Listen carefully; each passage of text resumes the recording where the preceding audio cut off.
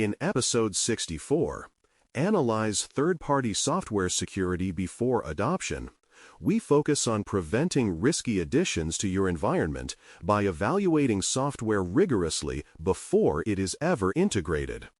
For an exam, this analysis is not academic. It directly affects how well payment services and cardholder data remain protected when new tools are introduced. Every new application, library, or platform becomes part of your attack surface and your compliance story, whether or not you control its source code. The aim is to create a disciplined, repeatable way of saying yes, no, or yes with conditions that stands up to scrutiny. When this discipline becomes routine, the organization stops treating third-party software as a shortcut and starts treating it as a controlled extension of its own security posture.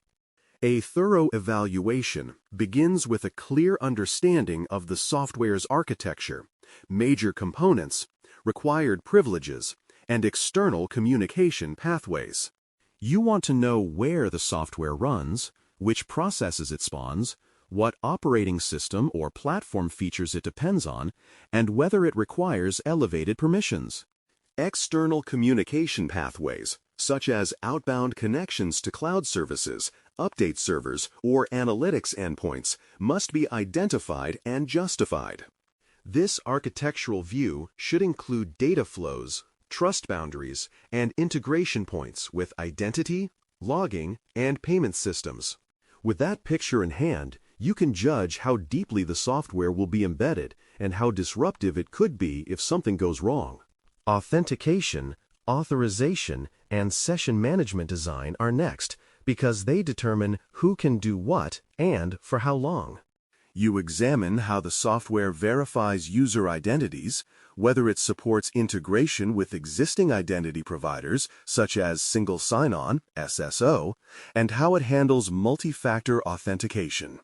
Authorization models should be role-based or attribute-based, with clear separation between administrative and ordinary functions and no reliance on hidden backdoor capabilities.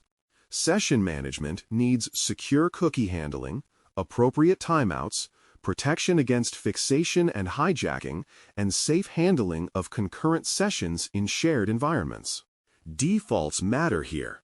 If the product ships with weak roles, overbroad privileges, or permissive session settings, those choices will show up later as real incidents. Cryptography choices and implementations deserve a focused review, including algorithms, key management, and certificate handling. You look for strong, modern algorithms and modes rather than outdated or proprietary schemes, and you verify that cryptographic libraries are well maintained. Key management should demonstrate how keys are generated, stored, rotated, and retired, with clear separation of duties and protection from unauthorized access. Certificate validation must be robust, including revocation handling and resistance to trivial downgrade or man-in-the-middle attacks.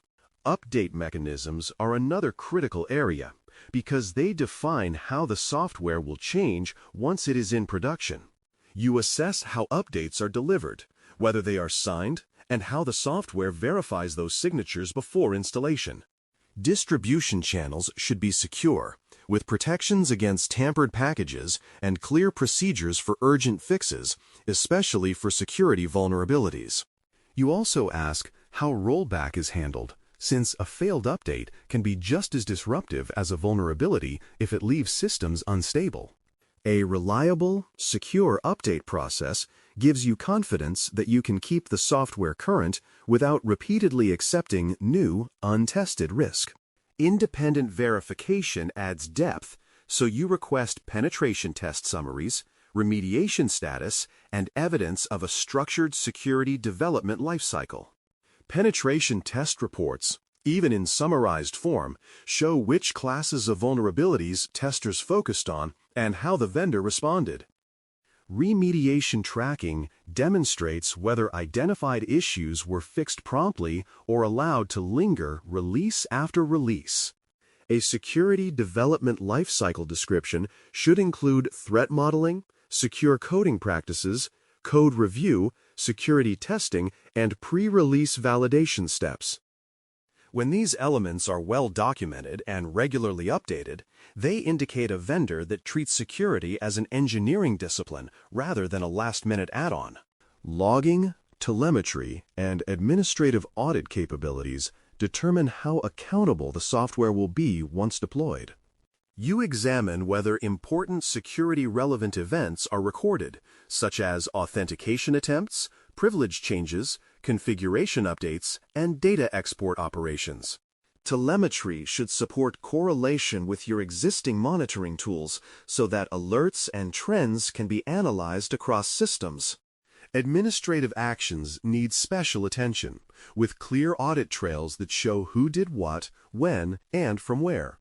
If the software cannot answer basic questions about its behavior in production, your incident response and compliance reporting will be weaker than they need to be.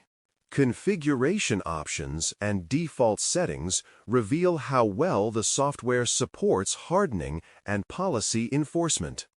You look for the ability to disable risky features, enforce strong authentication methods, and centralize access control policies. Hardened defaults, such as minimal privileges, strict logging, and conservative network exposure, reduce the chance that a rushed deployment leaves dangerous gaps. Policy enforcement capabilities, including configuration templates, baselines, and integration with configuration management tools, help keep deployments consistent across environments. The more the product supports secure by default and easy-to-verify hardening, the less you must rely on manual, error-prone steps. Data handling must align with your classification, retention, deletion, and export requirements from the outset. You verify which categories of data the software collects, where that data is stored, and how it is protected at rest and in transit. Retention settings should allow you to meet regulatory and business needs without keeping sensitive data longer than necessary. Deletion and anonymization mechanisms must be reliable, auditable, and capable of handling both routine cleanup and special requests such as subject rights under privacy laws. Export controls for data, whether to downstream systems or external parties, should enforce policy rather than rely solely on user discretion. Deployment models, especially where isolation and multi-tenancy are involved, require careful validation. You assess whether the software supports dedicated instances, logical separation between tenants, or shared environments, and how tenant escape is prevented.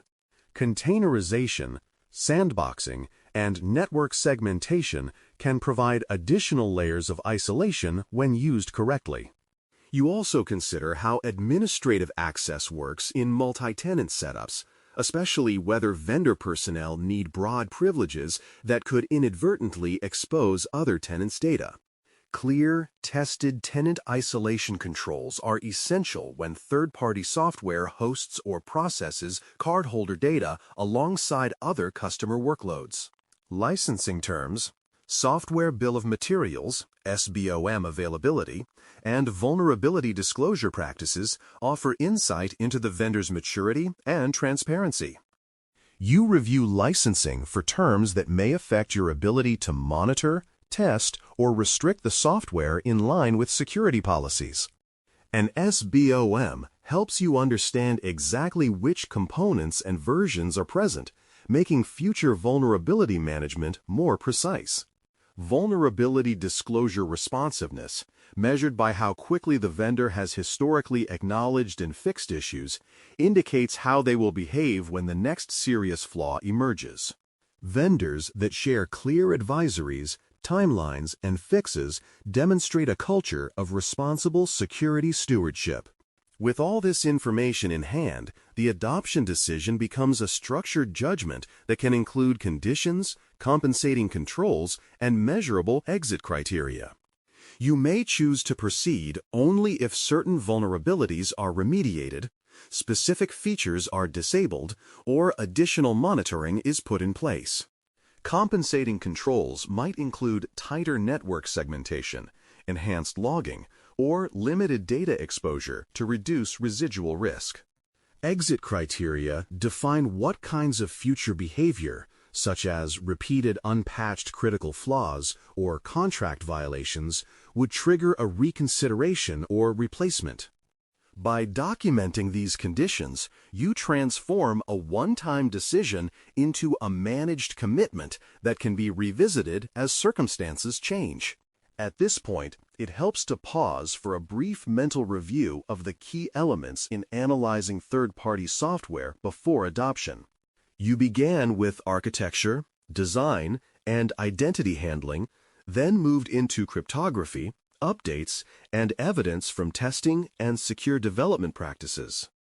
You considered observability through logging and telemetry, as well as hardening through configurations and sensible defaults. You then looked at data handling obligations, deployment isolation assurances, and the vendor's transparency through SBOM support and vulnerability processes. Finally, you framed adoption as a conditional decision, supported by compensating controls and clear paths for disengagement if risks become unacceptable. Analyzing third-party software in this comprehensive way turns what might feel like a procurement convenience into a deliberate security and compliance decision. For someone in a security role, it means being able to explain why a given product is acceptable, which conditions apply, and how ongoing assurance will be maintained. A practical next action is to take one important pending or recently adopted software product and document the evaluation outcome explicitly, including any required security improvements. From there, you can negotiate those improvements with the vendor and track their completion as part of your normal governance process.